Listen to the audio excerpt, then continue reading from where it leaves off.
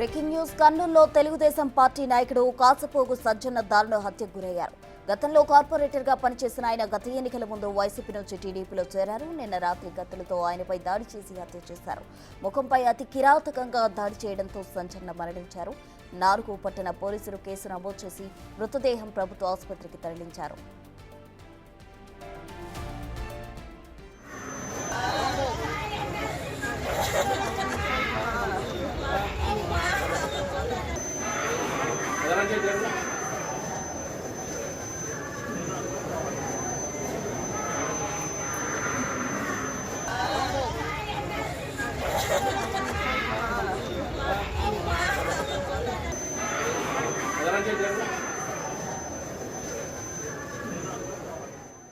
కర్నూలులో టీడీపీ నేత దారుణ హత్యకు సంబంధించి పూర్తి వివరాలు మా ప్రతినిధి శ్రీరామ్ ఫోన్ లైన్ లో అందిస్తారు. శ్రీరామ్.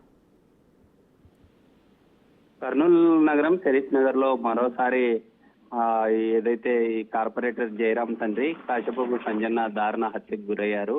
నిన్న అర్ధరాత్రి సమయంలో అతను తమ షరీఫ్ నగర్ సమీపంలో గుడిలో అర్ధరాత్రి ఏదైతే ఈ స్వామివారికి భజన కార్యక్రమం నిర్వహించుకొని తమ ఇంటికి వెళ్తున్నటువంటి సమయంలో ఒక్కసారిగా దుండగులు అతన్ని కత్తితో విచక్షణ రహితంగా ఈ తల భాగంలో అతి దారుణంగా నరికి చంపడం జరిగింది. అయితే గతంలో సిపిఎం పార్టీ తరపు నుండి కార్పొరేటర్ గా అతను పనిచేశారు. తర్వాత వైకాపాలో చేరి తమ కుమారుడు కూడా ప్రజెంట్ కార్పొరేటర్ గా ఉన్నారు. గతంలో 2024లో కాటసాని రాంభూపాల్ రెడ్డి మాజీ ఎమ్మెల్యే గతంలో కొంత వర్గ విభేదాలు ఉండడంతో టీడీపీలో జాయిన్ అయినటువంటి పరిస్థితి. ఇప్పుడు ప్రజెంట్ బైరెడ్డి వర్గీయుడుగా కొనసాగుతున్నారు. అదే కాలంలో ఉండే కొందరితో గత కొంతకాలంగా కొంత ఆధిపత్య పోరే ఈ యొక్క హత్యకు కారణమైనట్లుగా కూడా పోలీసులు ప్రాథమికంగా నిర్ధారిస్తున్నటువంటి పరిస్థితి. అయితే జరిగిన ఘటనకు సంబంధించి పోలీసులు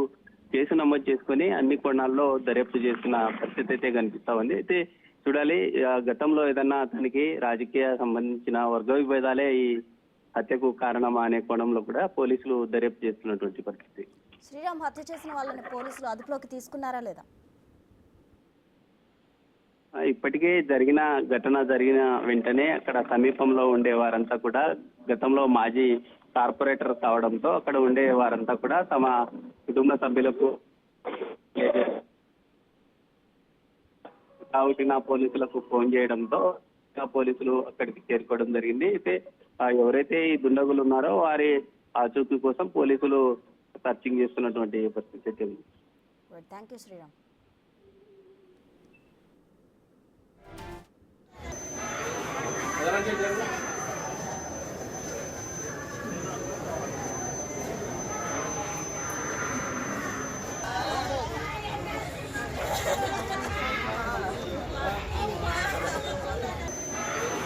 Gracias.